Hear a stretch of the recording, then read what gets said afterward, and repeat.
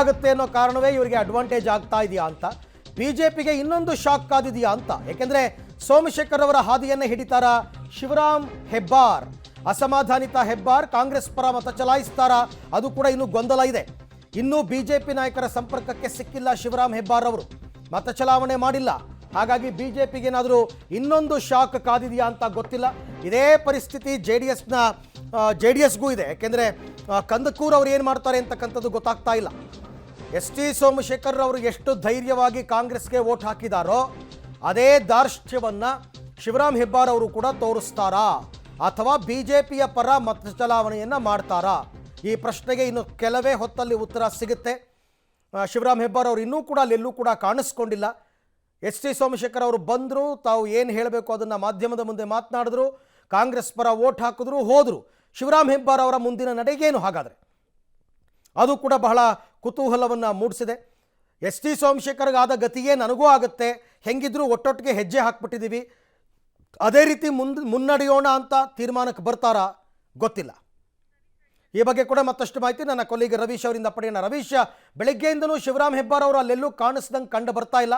ಅವ್ರನ್ನ ಸಂಪರ್ಕ ಮಾಡೋ ಪ್ರಯತ್ನಗಳು ಬಿಜೆಪಿ ಕಡೆಯಿಂದ ಆಗಿದೆಯಾ? ಅವರಿಂದ ಏನಾದರೂ ಉತ್ತರ ಸಿಕ್ಕಿದೆಯಾ ಹೇಗೆ?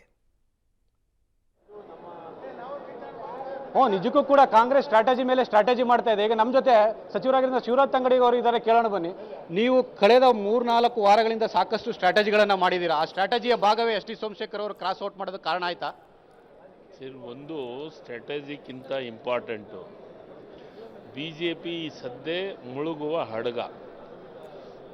ಅದರೊಳಗೆ ಮತ್ತೆ ಅದ್ರ ಭಾರ ಹಾಕೊಂಡು ಜೆ ಡಿ ಎಸ್ ತಗೊಂಡೋಗಿದ್ದಾನೆ. ಇನ್ನು ಪೂರ ಮುಳುಗುವಂಥ ಪರಿಸ್ಥಿತಿ ಬಂದಿದೆ. ಉದಾಹರಣೆ, ಮೊನ್ನೆ ಶಿಕ್ಷಕರ ಕ್ಷೇತ್ರದೊಳಗೆ ನಾವು ಗೆದ್ದಿದ್ದು, ಇಬ್ಬರು ಜೊತೆಗೆ ಹೋಗಿದ್ದಕ್ಕೆ ನಾವು ಗೆದ್ದಿದ್ದು. ಅದಾದಮೇಲೆ ಈಗ ಈ ರಾಜ್ಯಸಭಾ ಚುನಾವಣೆ ನಾವು ಗೆಲ್ತೀವಿ, 3-3 ನಾವು ಗೆಲ್ತೀವಿ. ಆ ವಿಶ್ವಾಸ ನಮಗಿದೆ. ನಾನು ಇವತ್ತು ಹೇಳ್ತೀನಿ, ಇದು 2ನೇದ್ದು. 3ನೇ ಪ್ರಯೋಗ ಲೋಕಸಭೆ ಅಲ್ಲ. ಈಗ ಟಿ ಸೋಮಶೇಖರ್ ಅವರು, ಶಿವರಾಮ್ ಹೆಬ್ಬಾರ್, ಜನಾರ್ದನ್ ರೆಡ್ಡಿ ಇದೆಲ್ಲ ಆಪರೇಷನ್ ಹೇಗೆ ಮಾಡಿದ್ರಿ ಅಂತ? ಆಪರೇಷನ್ ನಾವು ಮಾಡಿಲ್ಲ. ಓಟ್ ಹಾಕೋದು ಯಾವಾಗಲೂ ಗುಪ್ತವಾಗಿರ್ತೈತೆ. ಓಟ್ ಹಾಕಿದ್ದೇನಂತ ಗೊತ್ತಾಗುತ್ತೆ. ಆದರೆ ಬಿ ಜೆ ಪಿ ಬಗ್ಗೆ ಅವ್ರಿಗೆ ಆಸಕ್ತಿ ಕಮ್ಮಿ ಆಗಿದೆ. ಬಿ ಜೆ ಪಿಗಿದ್ದವ್ರಿಗೇನೋ ಕಮ್ಮಿ ಆಗಿದೆ ಅಂದರೆ ಅದು ಆ ಒಂದು ದೃಷ್ಟಿಕೋನ ಇಟ್ಕೊಂಡು ಇವತ್ತು ಆಗ್ತಾ ಇರ್ಬೋದು.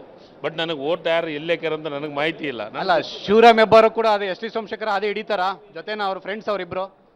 ಇನ್ನೂ ಭಾಳಷ್ಟು ಮಂದಿ ಹಿಡಿತಾರೆ. ಅವರಿಬ್ಬರು ಅನ್ಬೇಡಿ ನೀವು, ಇನ್ನೂ ಭಾಳಷ್ಟು ಜನ ಇದ್ದಾರೆ ಅದೇ ಆದಿ ಹಿಡಿಯೋಂಥ ಪರಿಸ್ಥಿತಿ ಒಳಗೆ ಇದ್ದಾರೆ. ಇನ್ನು ಇವರಿಬ್ಬರು ಅಂತ ಅವರು ಇವರಂತ ನಾನು ಯಾರ ಹೆಸರು ಹೇಳೋಲ್ಲ. ಭಾಳಷ್ಟು ಜನ ಇದ್ದಾರೆ. ಅದು ಗುಪ್ತ ಮತದಾನ ಹಾಕ್ತಾರೆ. ಜನಾರ್ದನ್ ರೆಡ್ಡಿ ಎಲ್ಲಿ ಕಾಣ್ತಾ ಇಲ್ಲ, ಇನ್ನೂ ಬಂದಿಲ್ಲ. ಬರ್ತಾರೆ. ಜನಾರ್ದನ್ ರೆಡ್ಡಿ ಅವರು, ಅವ್ರ ಜವಾಬ್ದಾರಿ, ಶಾಸಕರಾದಂಥವ್ರು, ಅವ್ರು ಓಟ್ ಹಾಕಕ್ಕೆ ಬರಲೇಬೇಕಲ್ಲ, ಬಂದೇ ಬರ್ತಾರೆ. ಅಲ್ಲ, ನೀವು ಸಿ ಎಂ ಹತ್ರ ಕರ್ಕೊಂಡು ಹೋಗಿದ್ರಿ ಅವ್ರನ್ನ? ಸಿ ಎಂ ಹತ್ರ ನಾವು ಕರ್ಕೊಂಡು ಹೋಗಿದ್ದು ಆನೆಗುಂದಿ ಉತ್ಸವ ಸಲ ಕರ್ಕೊಂಡು ಹೋಗಿದ್ವಿ. ಮೇಲ್ನೋಟಕ್ಕೆ ಉತ್ಸವ, ಒಳಗಡೆ ರಾಜಕಾರಣ. ಇಟ್ಲಿ ಅದು ರಾಜಕಾರಣ ಮಾಡೋ ಹೊತ್ತನೇ ಮಾಡಲೇಬೇಕಾಗುತ್ತೆ. ಉತ್ಸವ ಸಲಾಗಿ ಇನ್ವೈಟ್ ಮಾಡೋ ಸಲ ಮುಖ್ಯಮಂತ್ರಿಗೆ ಇನ್ವೈಟ್ ಮಾಡೋಕೆ ಕರ್ಕೊಂಡು ಹೋಗಿದ್ವಿ. ಇದು ಶಿವರಾಜ್ ತಂಗಡಿ ಅವರ ಒಂದು ಸ್ಪಷ್ಟವಾದ ಹೇಳಿಕೆ. ಅಂದ್ರೆ ಎಲ್ಲೋ ಒಂದ್ ಕಡೆ ಬಿಜೆಪಿಯ ಒಂದು ಅಲ್ಲೇ ಆಗ್ತಾ ಇರ್ತಕ್ಕಂಥ ಪರಿಸ್ಥಿತಿಯನ್ನ ಬೇಸತ್ತು ಕಾಂಗ್ರೆಸ್ ಪರ ಬರ್ತಾ ಇದ್ದಾರೆ ಅನ್ನೋ ಒಂದು ಇಂಟನ್ನು ಕೊಡ್ತಾ ಇದ್ದಾರೆ. ಆದ್ರೆ ಯಾರು ಓಟ್ ಹಾಕಿದ್ದಾರೆ ಅನ್ನೋದ್ರ ಬಗ್ಗೆ ಕೂಡ ಸ್ಪಷ್ಟವಾದ ಮಾಹಿತಿಯನ್ನ ಕೊಡ್ತಾ ಇಲ್ಲ. ಒಟ್ಟಾರೆಯಾಗಿ ಶಿವರಾಮ್ ಹೆಬ್ಬಾರ್ ಬಗ್ಗೆಯೂ ಕೂಡ ಸಾಕಷ್ಟು ಕುತೂಹಲ ಇದೆ. ಆದ್ರೆ ಜನಾರ್ದನ್ ರೆಡ್ಡಿ ಅವ್ರದ್ದು ಈಗಾಗಲೇ ಕ್ಲಿಯರ್ ಆಗಿರ್ತಕ್ಕಂಥದ್ದು.